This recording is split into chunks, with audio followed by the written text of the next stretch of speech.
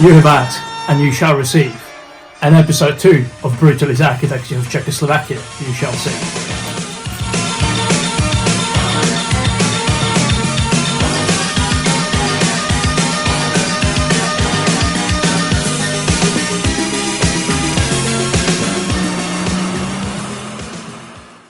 Now, first of all, before we jump into this video, I just want to say a really quick thank you for all your brilliant stories and comments on the last video. I learn from your comments just as much as you learn from the videos. Honestly, your stories are incredible and you've got so much knowledge and so much information which I absolutely love to read. So let's keep that going. Let's keep this community going and let's keep this echo chamber of positivity, history and learning going, and let's build up something genuine, because I really like this connection that we're building up and this community that we're growing. So don't you worry, I'm listening, I'm seeing your votes, and the videos that you've asked for are on their way. Now look, we're going to follow the same sort of format that we followed in the last episode, which you've really liked. Majority of these structures are actually your recommendations from the comment section of the last video. So like I say, I read your comments and I'll take something from your comments and I'll learn some new information from your comments. So this video is yours as much as it is mine. Now the first building, I've actually got something very, very interesting with a very, very interesting backstory, and you're going to find this fascinating, because last night when I was doing my research on this building, which you've actually recommended, it blew my mind with what it actually was. Now the Transgas building was something of a monument to communism at the time when it was built. It was built in 1978, and actually unfortunately in 2019 it was demolished because the Prague locals, the local residents of Prague, didn't really like the design and what it brought back and the memories of socialism in those times. So this building was actually the headquarters of the Transgas. Transgas was a massive pipeline which was used to deliver gas from Russia, from the Soviet Union at the time, to the West. Now Czechoslovakia has finished building this Transgas pipeline in the 1970s, and it actually ran for over 1,000 kilometers across all of Slovakia and all of Czechia, and actually you can see it there to this day. And obviously with this pipeline, the gas from Soviet Union was getting carried into the Western Europe essentially, and they were buying the gas up until recently from the Soviet Union from these gas pipelines. Now the Transgas building was essentially the headquarters which was controlling how this gas is operating, controlling the temperature, certain sectors of the gas pipeline, etc. As you can imagine, with such a large big infrastructure, they needed a building to house all the people that had the knowledge on this gas pipeline, as well as some control rooms, etc. Now, as you see by the design of this building as well, which blew my mind yesterday, they used some sort of gas pipeline architecture, and they used some sort of like Brutalism metal pipes, etc. to make people remember that this building is essentially just headquarters of this massive pipeline. So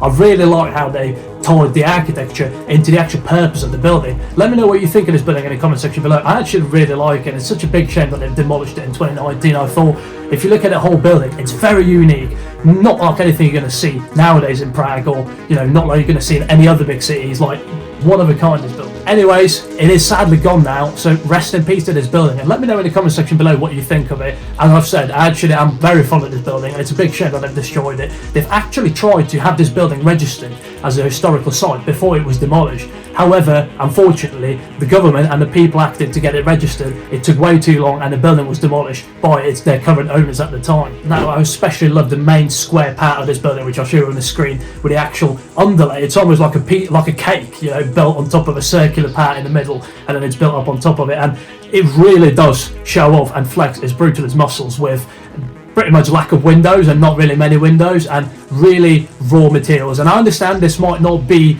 by its definition of a word, a brutalist architecture by itself, but I have done some research last night, and Wikipedia on its own says that this is or has been inspired by brutalist architecture.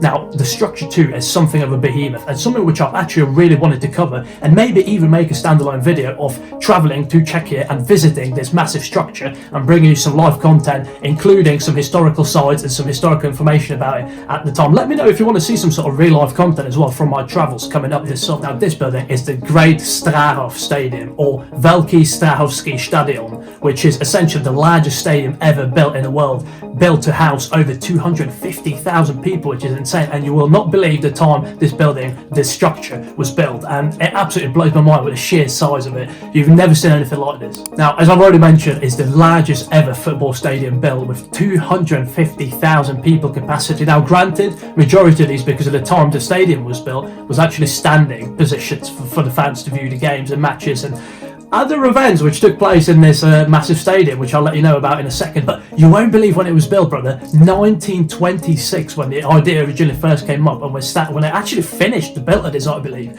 Obviously, at the time originally, because it was 1926, they didn't have the technology to have a hell of a lot of seating and have concrete stands. But in 1938, I believe, they've installed a concrete stand to house about 58 or 59, I believe, thousand people seated. Now, in 1936, it has actually received a facelift with concrete stands being built in place in order to house some seats, in order for people to be actually able to sit down rather than just stand up watching the matches or the events taking place in a stadium, which we're going to jump onto now. Now, look, this absolute behemoth of an arena was originally built as synchronized events, sort of synchronized gymnastics of kids and essentially joined workouts as big displays. Originally, this was called Sokol events, right, when this was originally built during the First Republic of Czechoslovakia before World War II, okay? But afterwards, this was actually renamed to Spartakiada, which is something that my mum actually told me about, and something that even my grandparents told me about, which were these massive gymnastic displays of, say, 20,000 kids working out at the same time, showing these very unique and complex choreographies essentially to people, and people watching it, and the kids loved it and they really enjoyed it. And this was during the socialist times of Czechoslovakia. So let me know if you would like to see a simple video on that, and maybe like a short explanation of what Spartakiada was. And so, a little fun fact for you: Sparta Prague, AC Sparta Prague, at the moment owns the stadium, I believe, and they use it for their youth development. They've got 8 football pitches inside of this massive stadium, and yeah, essentially they rent it out to people. Sometimes they use it for their youth games, youth development, etc. They've invested some money into that stadium, and hopefully it does see some sort of renovation, because it's an absolute engineering marvel, and I believe it is also grade listed, so it cannot be destroyed, it cannot be taken apart, and yeah, it is protected by the country of Czechia. So let me know if you would want to see a video of me visiting it in person. I'm really fascinated by this structure. And of course, someone called Hitler has also celebrated their 50th birthday there during the Nazi regime of Czechoslovakia, when the Germans have taken over during the Dub 2, as some say. So don't you worry, he hasn't missed out on a bit of fun with the stadium either.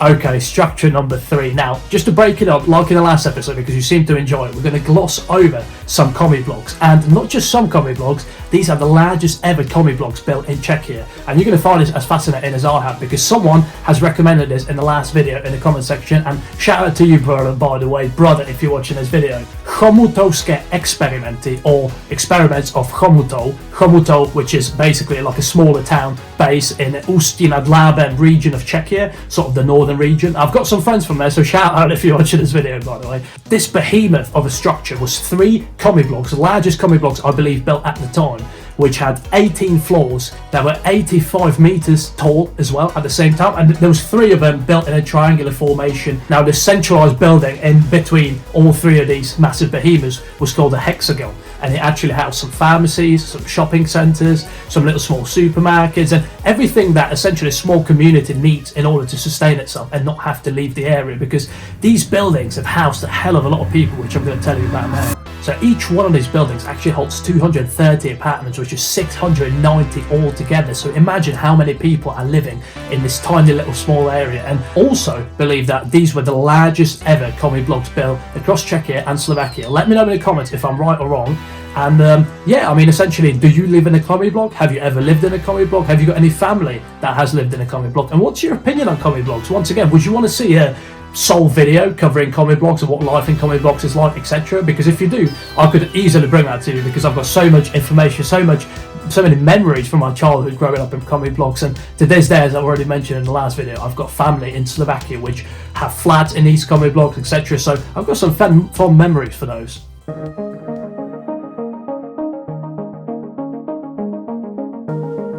Now, structure 4 is a quick little monument break, and a pretty brutalist monument by the definition of the word, according to Wikipedia. And I think you're going to like this one, because I've actually been there last year, and yeah, I've got some pretty cool memories from there, and the sights from there are absolutely beautiful. Now, we've got Vítkov National Monument, or Vítkov Národní Monument, or Socha, essentially, which is like a statue in Czech and Slovakian.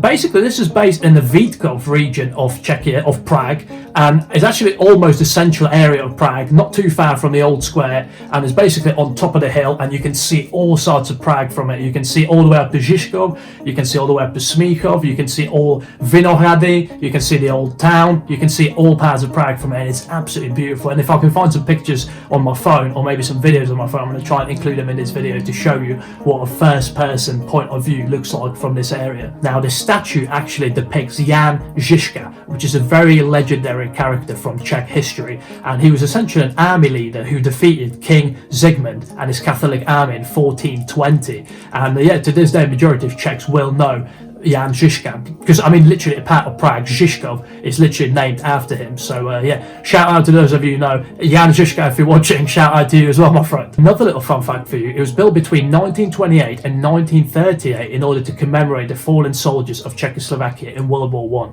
I, and it actually housed the body of Klement Gottwald, the first ever communist president of the regime in Czechoslovakia from 1954 until 1962, I believe. Now, the Nazis have also nicked some valuables from the interior of this site during World War II when they were occupying Czechoslovakia. So, yeah, thank you very much, I guess, you meth heads.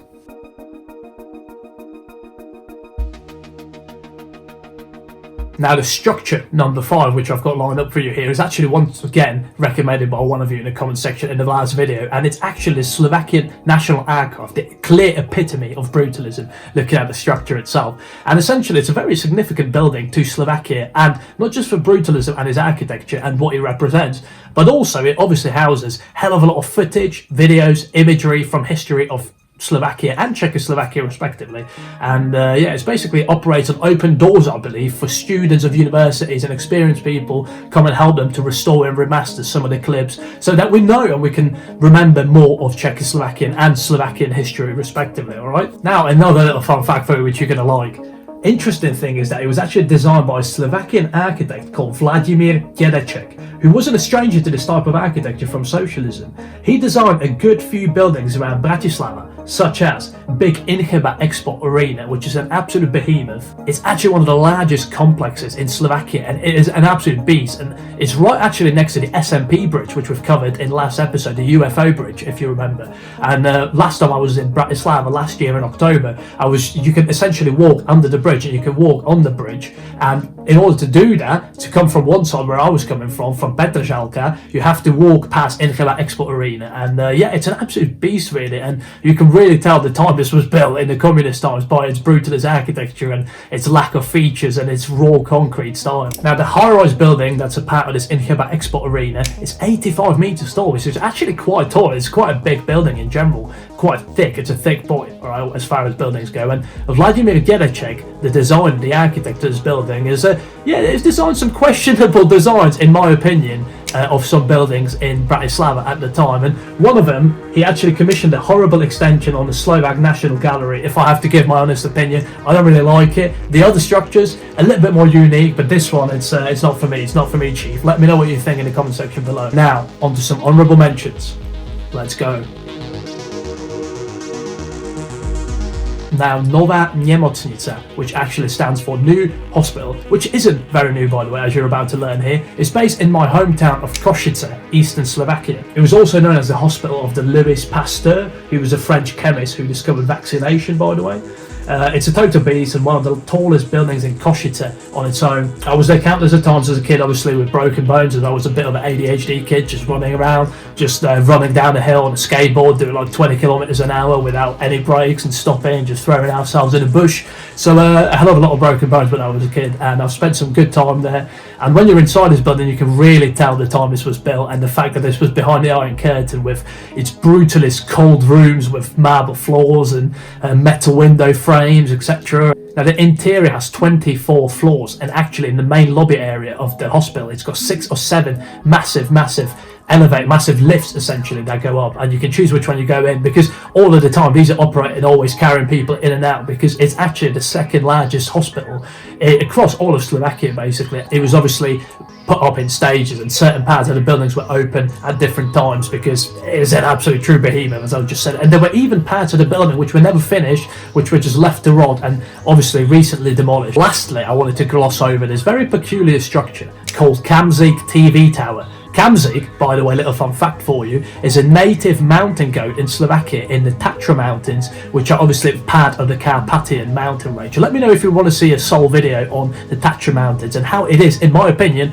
the most underrated mountain range in all of Europe, and why you should go there and see it. Now, in 1975 is when the building was complete, and this is a very interesting fact for you. On a clear day, maybe on a summer's day with blue skies, you can actually see 3 different countries, 4 if you include Slovakia, from the observation deck of this tower. You can see into Austria, you can see into Hungary, you can see into Czechia, and obviously a hell of a lot of land of Slovakia, because it's built up on top of a lower Tatra mountain range, which obviously in Slovakia we've got high Tatras, which are the tall mountains, and then we've got low Tatras, which are the ones below it, and in other regions of the country as well, because Slovakia is a pretty mountainous country. And so we come full circle to the end of this video. So if you like the video, leave a like in the comment section below, drop a subscribe to the channel so you don't miss more of these deep dives and more of these interesting topics which I've got coming for you. And the videos you voted for, by the way, are on their way, so don't you worry. For anyone interested, I also have a second YouTube channel where I post gym content and football content, other personal life content. If you want to see more of me and my personal life, my workouts at the gym, etc., maybe if you're interested in some personal training, because I also do that, let me know. Once again, it's a very experimental content, and if you want to see more of random content, let me know in the comment section below on this video, let me know in the comment section on that channel, and essentially what sort of experimental content you would want me to do, because I can make anything on that channel. That channel has been made solely for me to experiment and have fun with and get super creative. Stay subscribed so you don't miss any of it. Turn the bell on for your notifications, because YouTube sometimes doesn't like sending them out for some reason. And yeah, drop a comment of your stories regarding to the video and regarding to these Brutalism architectures, and maybe other stories which you might have, which I might learn from, and which we might include in other episodes. So hope you guys have enjoyed, and that's enough. I'm going to go and watch the Liverpool Carabao Cup final now. See you guys in a bit.